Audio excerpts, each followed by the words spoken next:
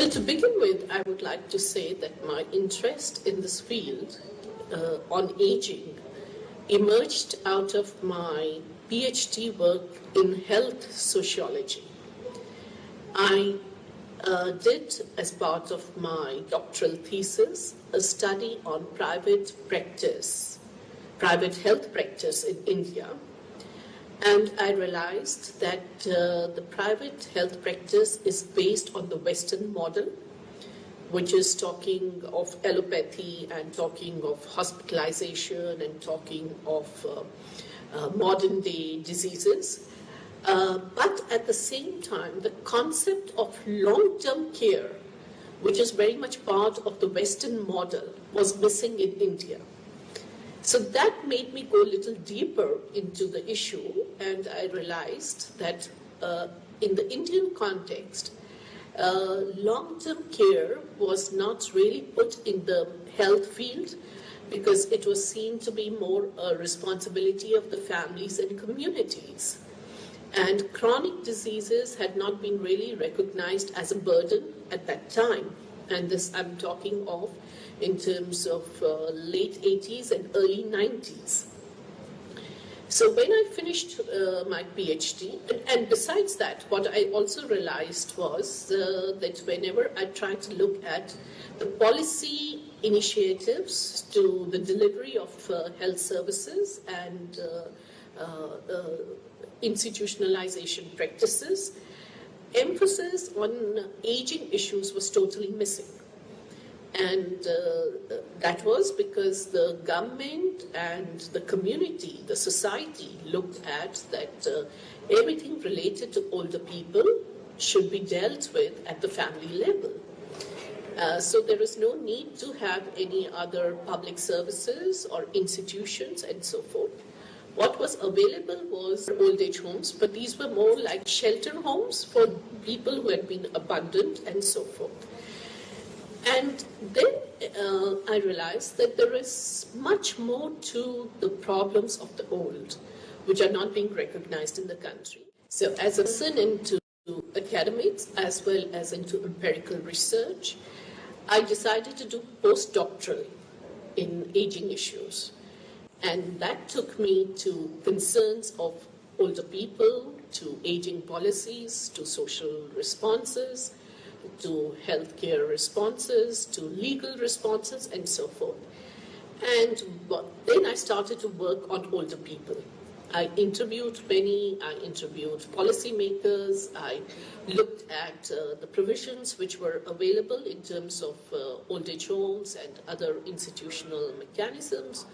I looked at the limitations of it, went deeper into family relationships, and went deeper into social, economic, and other issues.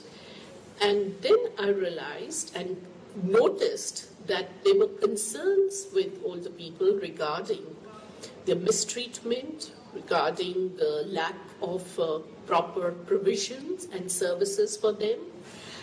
There was a lack of identification of their needs from their perspectives, because the country as a whole had a very welfare-oriented mechanism, and which was basically to look or provide for those who are not looked after by the family. But at the same time, there were no mechanisms to develop the capacities of families to look after the old. And one of the reasons was that it was never seen that old age would be a problem, because it was felt that old age is a short period, because our life expectancy wasn't that high. It was not really recognized as an issue to be dealt with. The percentage of old people was small compared to the other sections of the population. And being a very internal family matters, there was no public discussion on any of the issues which impacted or affected older people. Because of the Second World Assembly, there was a lot of consciousness in the country on aging issues through international forces, as well as by 1999, We had a national policy on older persons, which was announced, so which kind of brought in more attention to older persons. I was one of the persons involved with the formulation of that policy. We were a group of, I think, 22 experts, but people from different fields and all, who were brought in to look at aging. At that time, the policy was a very good initiative. It had captured the interest on older people in the country. That made also we look at that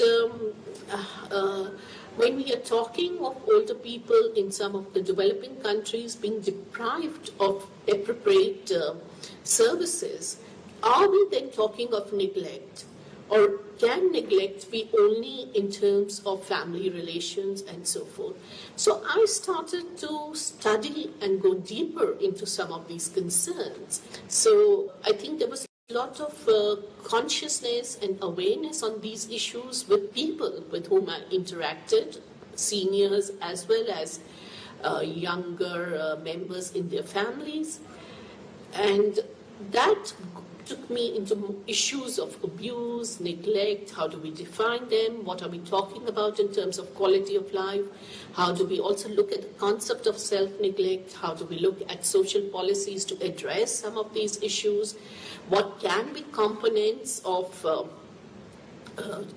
services which could be then talked of in this, how do we question the kind of co-residency, whether that is suitable as a care set up for older people, how do we look at older people's participation at the household level, how do we look at household transfers which are happening in terms of reciprocity or in terms of mutual dependence and so forth and so.